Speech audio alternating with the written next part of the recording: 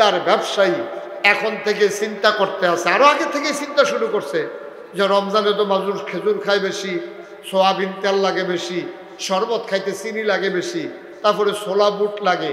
দেখবেন সবার তার দোকানও জায়গা হয় না, বাইক শহীদ তোলে আইনা সেটা, তারপরে মাল থুবাইতে আছে রমজানে বাড়াইয়া বেচার জন্য। না উজুবিল্লাহ বলবেন না? আল্লাহ কি সুযোগ দিল সওয়াব কামার জন্য? এই সওয়াব কামাইয়ের মাসকে সে টাকা কামাইয়ের মাসে পরিণত করে দিয়েছে, ঠিক কিনা বলেন?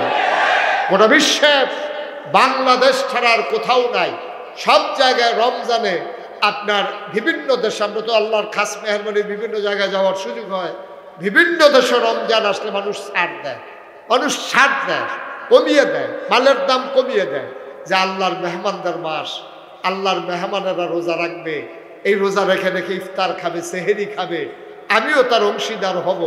বাংলাদেশ ছাড়া সকল দেশে আপনার পণ্যের দ্রব্য পণ্যের মাল কমে যায়, খাদ্য পণ্যের মাল কমে যায়, দাম কমে যায়, আর বাংলাদেশে সব জিনিসের দাম বেড়ে যায়, ঠিক কিনা? কম না, বাংলাদেশেই সম্ভব। মায়া নাই, ভালোবাসা নাই, মহব্বত নাই, ভালোবাসা আসলে নাই, কিন্তু ভ্যালেন্টাইন্স ডে এর দিন ফুল কিনতে ভালোবাসা আছে। আসলে কোনো ভালোবাসা নয়, শিয়াল কুকুরের থেকে নিকৃষ্ট হয়ে গেছে, বাইরে দিয়ে দেখায় যে ভালোবাসা, আসলে ভালোবাসা না, একটুতে একটু হইলেই দেখা যায় ভালোবাসা কারে, ঠিক কিনা? কম এই আদর করে ফুল দিতে আছে, একটু বংশানে এই আবার মুড়াইতে আছে, ভালোবাসা জাগাত শেষ। ভালোবাসা খারাপ জিনিস না, ভালোবাসা হবে শরীয়ত সম্মতভাবে, ভালোবাসা হবে মায়ের জন্য, সন্তানের ভালোবাসা হবে মায়ের জন্য, সন্তানের ভালোবাসা হবে বাবার জন্য, ভাই ভাইকে ভালোবাসবে, এটাই তো আল্লাহ দেয়া। আল্লাহ তো এই ভালোবাসার উপরেই গোটা পৃথিবীটাকে টিকাই রাখছে, ঠিক কিনা? কন সন্তান যদি স্ত্রীর স্বামী তার স্ত্রীকে ভালো না বাসতো, তাইলে এত পরিশ্রম করে সে জমিনে কাজ করতে পারতো না, সে এত মেহনত করতে পারতো না। নিজের খাবারের জন্য এত মেহনত করা লাগে না, এত মেহনত করে নিজের স্ত্রীর জন্য, নিজের সন্তানের জন্য, সবাই মিলে যেন খুশিবাসি থাকতে পারে। ভালোবাসার কোনো দিন নাই, ভালোবাসার কোনো ক্ষণ নাই, ভালোবাসা ধনী গরিব নাই, ভালোবাসার কোনো বিনিময় নাই, ভালোবাসা ভালোবাসাই, এটার কোনো সময় নির্ধারণ নাই, 24 ঘন্টাই ভালোবাসা, ঠিক কিনা বলো? দিনের 24 ঘন্টা, সপ্তাহের 7 দিন, মাসের 30 দিন, বছরের 12 মাস, সব সময় মানুষের প্রতি মানুষের ভালোবাসা থাকবে।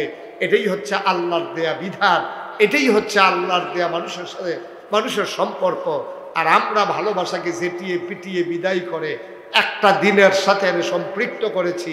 গত রাত্রে আমার মাহফিল ছিল ফেনীতে, আমি ফেনী থেকে রাতে যখন শহরে ঢুকেছি কুমিল্লা, তখন রাতের 2টা বাজে।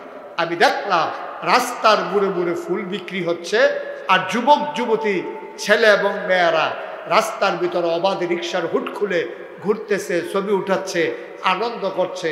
ধ্বংসের জন্য এর চাইতে বড় আর কারণের দরকার নাই, ঠিক কিনা? কম মুসলমানের সন্তান আমরা, মুসলমানের সন্তান। আহারে মুসলমান, মুসলমান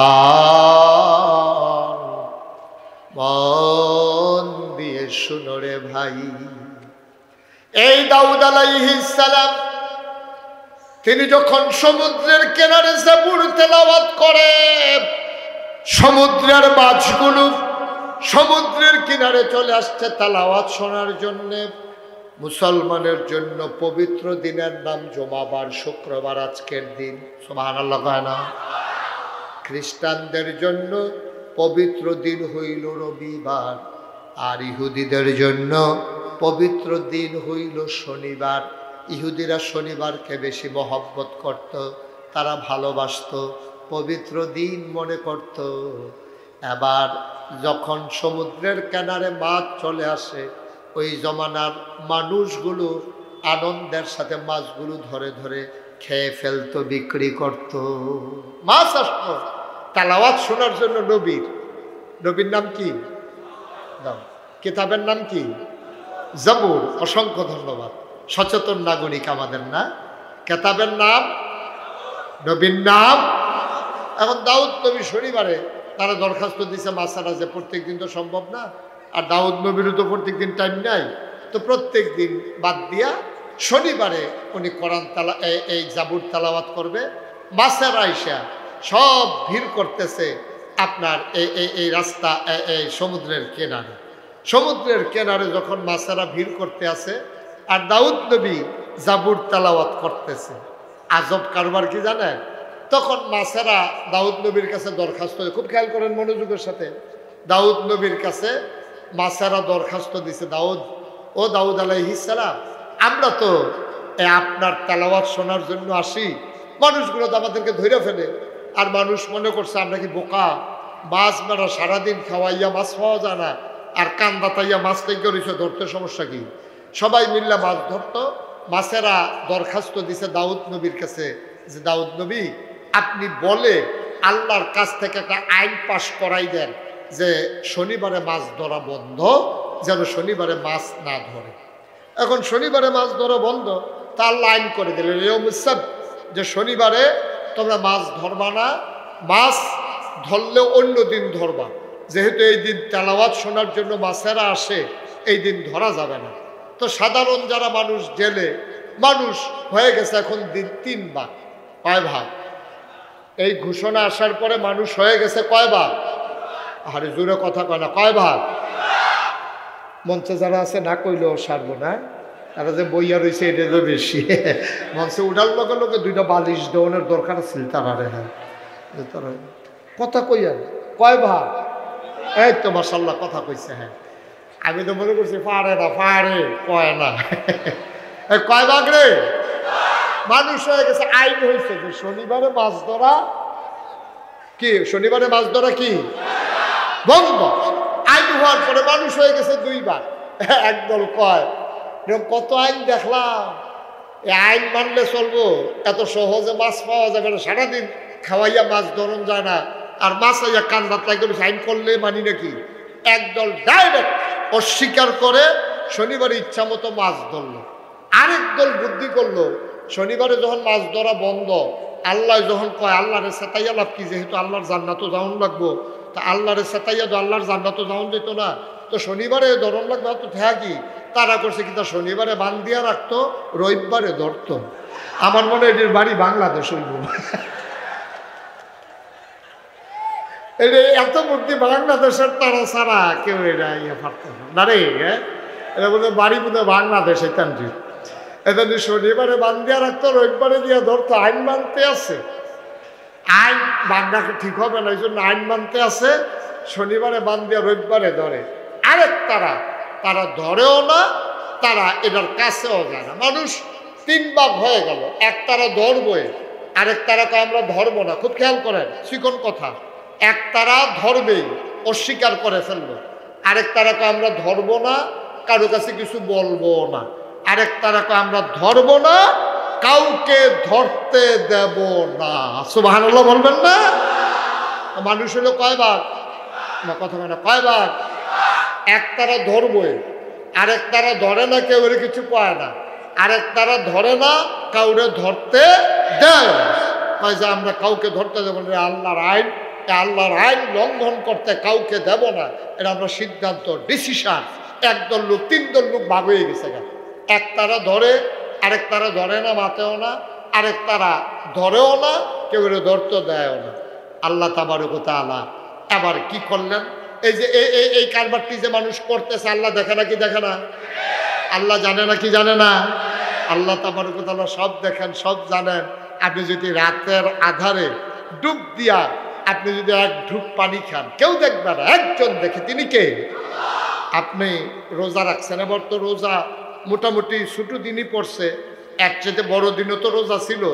এই যে রোজার ভিতরে আপনি দুপুরবেলা মনে করেন অজু করতে আসেন, একজনে সাপ দিতে আছে আর আপনি অজু করতে আসেন, অজুর ভিতরে 3 বার কুলি করেন, যেতে সাপ দেয় হাতেও খেয়াল করছে না, আপনি 3 বার কুলির ভিতরে 2 সাইডেরটা হারাইছেন, মাঝেরটা ডুবি হারাইছেন। যে সাপ দিতে আছে তেও দেখে না, কিন্তু একজন দেখে, তিনি কে? আপনি যদি ব্যানার টাঙ্গাইয়া রাস্তার কিনারে খান, কেউ দেখে না, আপনি তো ঘুরে রয়েছেন। আর করে হাতে নৌকাতে ধানের শীষের ব্যানার খুব যত্ন করে ফুচ্ছা টুচ্ছা রাখতে আছে। তো তার ফুতে জিজ্ঞেস, আব্বা আমরা দি নৌকা আগে ধানের শীষের ব্যানারে তো যত্ন করেন কি রেখে ব্যাক করেছ? রমজান আইলে দেখবা ফিসি দিয়া টাঙ্গান লাগবো, এর লেগেতে যত্ন করে রাখতে আছে, ব্যানার টাঙ্গাইয়া যেন জহান খুললা খাওয়ান যায়। নাউজুবিল্লাহ বলবেন না? জোরে বলবেন না নাউজুবিল্লাহ? এখন দাউদ নবীর জমানায় মানুষ হয়েছে কয় ভাগ? কথা কয় না, কয় ভাগ? 3 ভাগ। আল্লাহ 2 দলকে ধ্বংস করে দিল। আমার মূল মেসেজ যেটা, আমি যেটা আপনাদেরকে বুঝাতে চাই, আমি মূল কথায় চলে আসছি। আল্লাহ 2 দলকে ধ্বংস করে দিলেন।